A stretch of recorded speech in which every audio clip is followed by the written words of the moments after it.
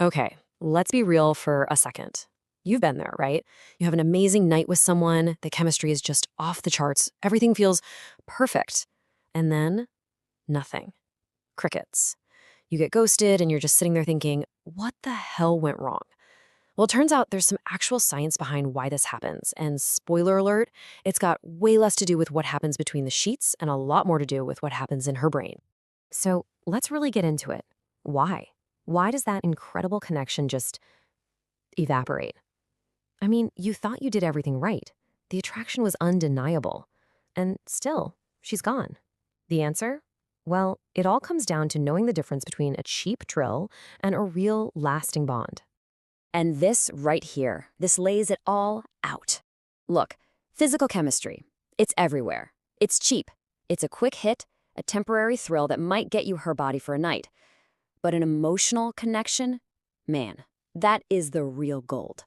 That's the currency of true attraction. That's what gets her soul, and it's what makes you completely unforgettable. So many guys get stuck on the left side of this chart, but all the real power, it's on the right. All right, so let's geek out for a minute and get into the science of it. Because this isn't just some vague, fluffy feelings thing. We're talking actual brain chemistry here. And it really boils down to a battle between two powerful chemicals, dopamine and oxytocin. So let's talk about the big one, oxytocin. You've probably heard it called the bonding hormone or the cuddle hormone, and for good reason. Her brain floods with this stuff when she feels truly, genuinely safe, when she feels seen, and when she feels valued by you. Think about it. It's the same chemical that gets released when a mother bonds with her newborn baby. This is powerful stuff. It's not just a nice feeling. It's a deep, primal, biological switch that creates an incredibly strong, even addictive connection. Okay, and this is where it all clicks. Look at dopamine. That's the sugar high. It's that quick, short-term rush of pleasure you get from a witty text, a great first kiss, or sex. It feels amazing. Yeah, but just like a sugar high, it crashes. It's temporary. But oxytocin, that's the relationship glue. It's what creates that long-term feeling of comfort, safety, and deep connection. So while most guys are out there just chasing that fleeting dopamine spike, the guy who learns how to trigger oxytocin, he's the one she can't get out of her head. And this is the absolute core of it. When you make a woman feel emotionally safe, her body's biology, her actual wiring literally starts to connect to you. It's primal. And listen, this has nothing to do with being soft or weak. It's about being a rock, being present, being someone she can trust. And let me tell you, that kind of safety is unbelievably sexy. Okay, so enough with the science for a second. Let's see how this plays out in the real world.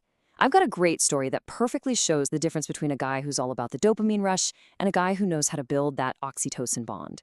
We're going to call them the mannequin and the standard. All right, so there's this woman, we'll call her Nadia.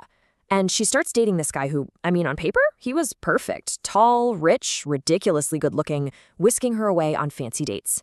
He was literally a walking checklist of everything you're supposed to want in a man. A total mannequin. But here's the thing.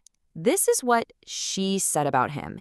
He had everything going for him on the outside, but on the inside, it was empty. All surface. She said she could tell him her deepest, darkest secret, and he just kind of nod, like she just commented on the weather. There was absolutely zero depth, zero emotional connection, just a good-looking, empty shell. And then she met another guy. Now this guy, he wasn't flashy, he wasn't rich, he definitely didn't have a six-pack. But he had something the mannequin was completely missing, presence. He actually listened. He asked real deep questions. He'd remember the little tiny details she'd mentioned weeks ago. He didn't just see the polished version of her she showed everyone else. He saw her. And just like that, he became her new standard. And here's why that happened. Because with him, she felt like she was finally home, you know? Like she could drop the act, take off the mask, and just be her complete, messy, unfiltered self, and he wouldn't judge her for it. That feeling, it's priceless.